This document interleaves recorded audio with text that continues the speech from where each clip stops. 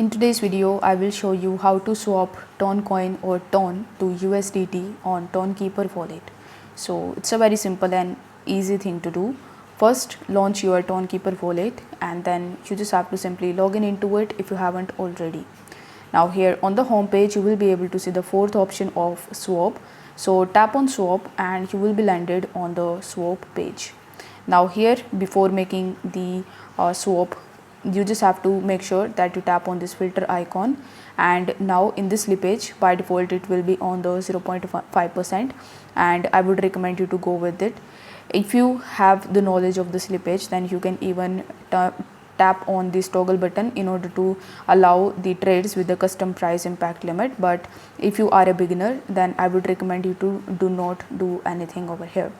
After that, you just have to simply select the coin. So tap on the receive option and select USDT.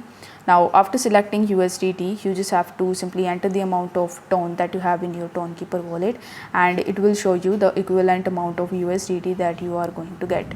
Now you just have to simply tap on the swap option and approve your transaction. Once your transaction is approved, you will be able to easily swap your TON to USDT on Tonkeeper wallet. So thanks for watching this video. I'll see you next time.